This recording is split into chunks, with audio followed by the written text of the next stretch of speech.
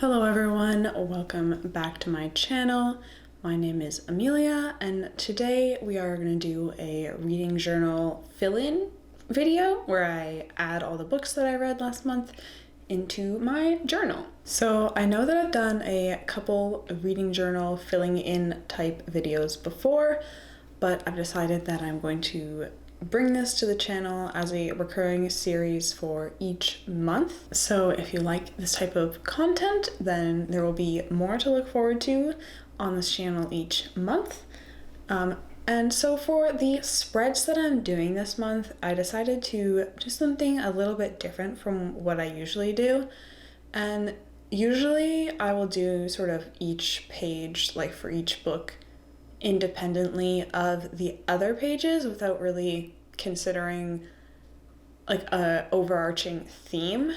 And for this month I decided that I was going to try to make each spread fit the overarching like monthly theme before and like over making it fit like the theme of that book or like the vibe of that book, you know? Although I have to say that for Fellowship of the Ring, I feel like this is probably a really fitting theme. I don't know, that book just gives me very naturey, earthy vibes. You know, Tolkien loves to describe trees and nature things, so I do feel like this theme is actually extremely fitting for Fellowship.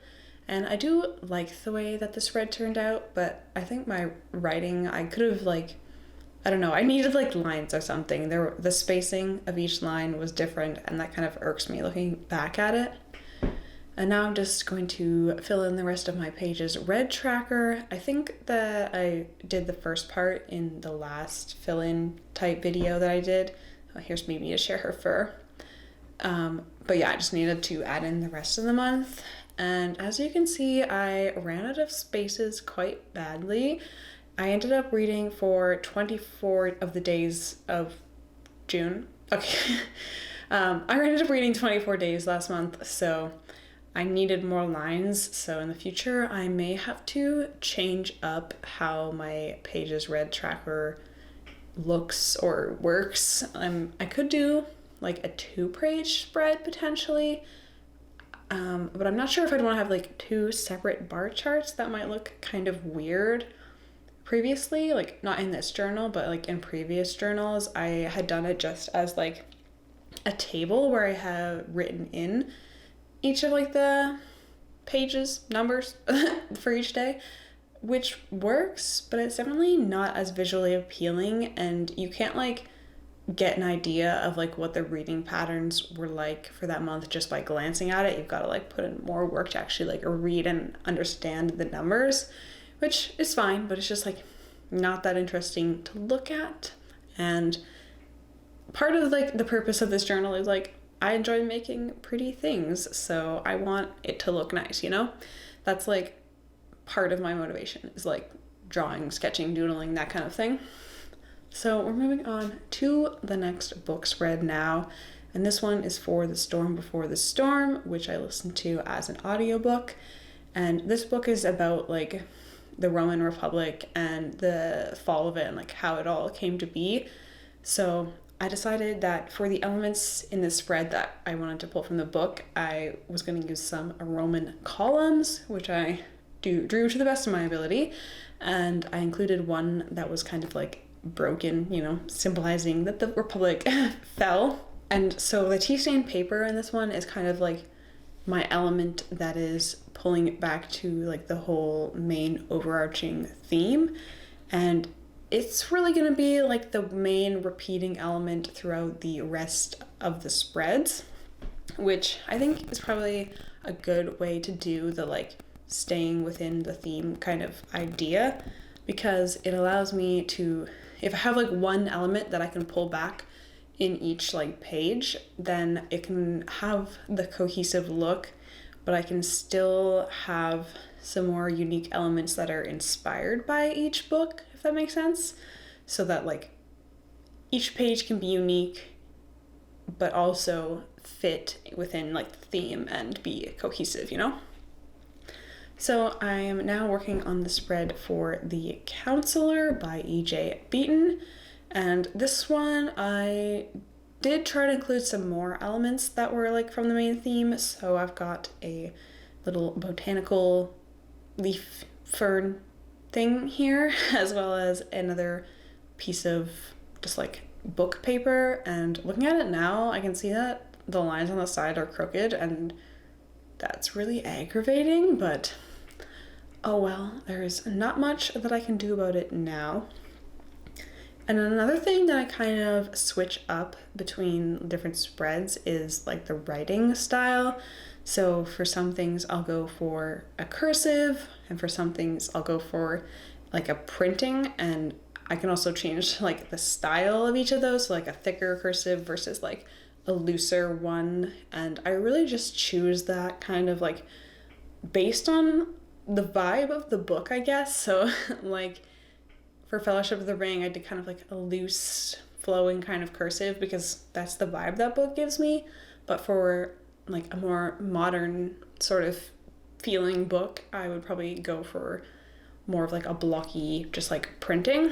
It's kind of hard to explain like why I make the choices. It's just usually kind of dependent on both the aesthetic of the book and also like the mood of the book. And so now we are on to the next spread, and this page is for The Rage of Dragons by Evan Winter. And we're going back with that tea-stained paper, creating a little border where I drew a dragon, and I'm pretty sure this is the dragon that's like on the cover, like on the shield thing or whatever it is. Yeah, I'm pretty sure I just copied the dragon because like might as well. And originally I really wanted to have the dragon as if it was like amongst flowers or like coming out of flowers, but when I sort of was trying to arrange the flowers around the dragon, I didn't really like how that was turning out. So I gave up on that, and I used the flowers as like a border between the tea stained paper and the regular paper. And I really like how that turned out. I think it looks very pretty. And I'm also just kind of realized that I made a mistake on this page. The author's name is not Evan Winters, it's Evan Winter. But for some reason, every time I'm thinking about that like book, my brain just wants to say Winters. And I don't really know why. I don't think I know anybody whose name is Winters. But oh well. It is what it is now. Maybe I could go back in. I was gonna say I could white it out, but it's on the tea stained paper, so I cannot do that, unfortunately. And I ended up using the same Uniball pen for all of the like writing parts for this month. So they're all matching that way as well, I guess you could say. And then moving on to the next side of this spread, I'm doing another piece of tea-stained paper on the opposite edge, like facing in. And I really liked the kind of effect this created. I don't really know how to describe like why I like it, but I don't know, it's just like bookending the whole segment in the middle with all the reviews, and I really I like how that turned out, you know? I just like it. You don't always have to have some crazy reason why you like something. Sometimes you just do, and that's all that matters. It doesn't have to be evaluated always. And so this spread is for The City We Became by N.K. Jemisin.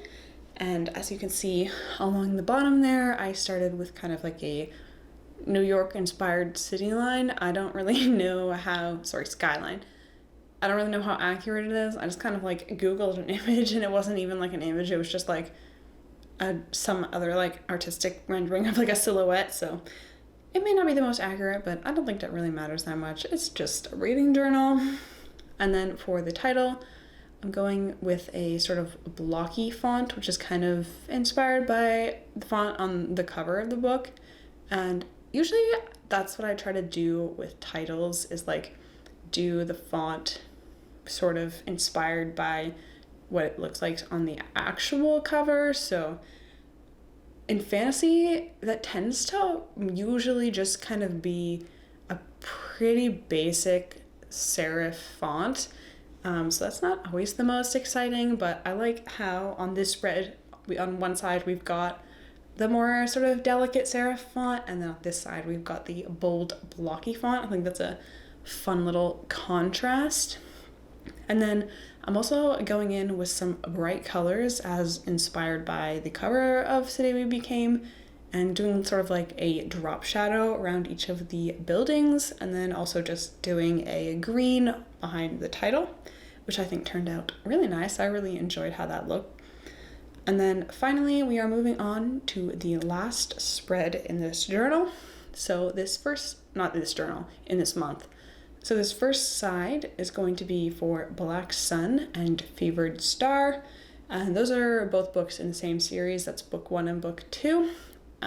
So I think they look good together on the same page. And also I read them right after each other. So I don't know, just makes sense to me. And I only had so much space left before I was going to hit the monthly setup for June.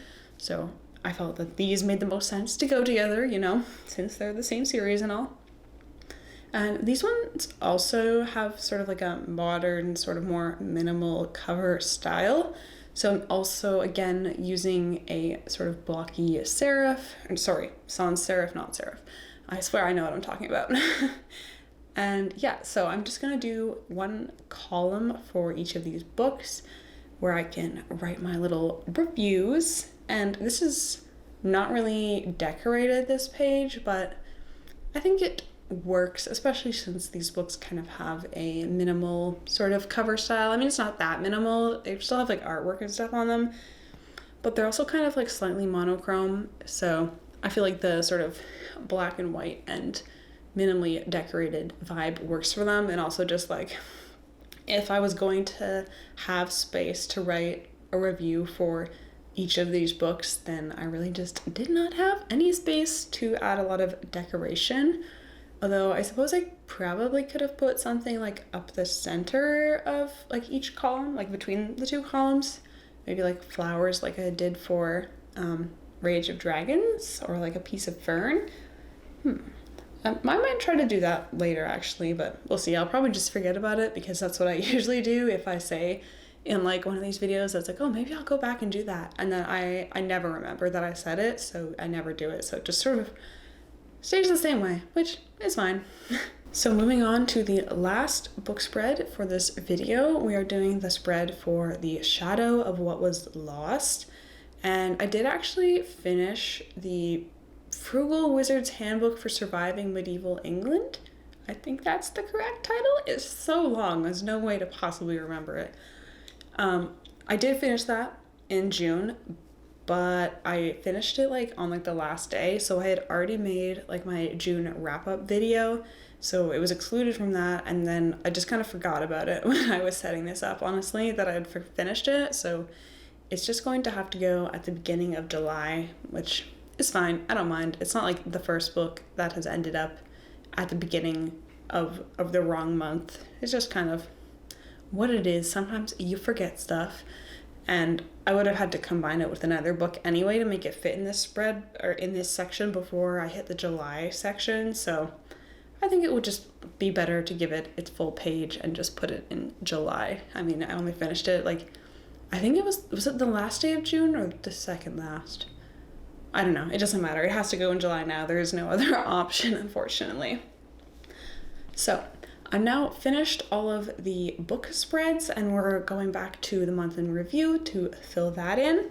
And I'm just kind of going over the sketch that I did before, and I just sort of gathered some sort of interesting stats or whatever you want to call them from my month of reading.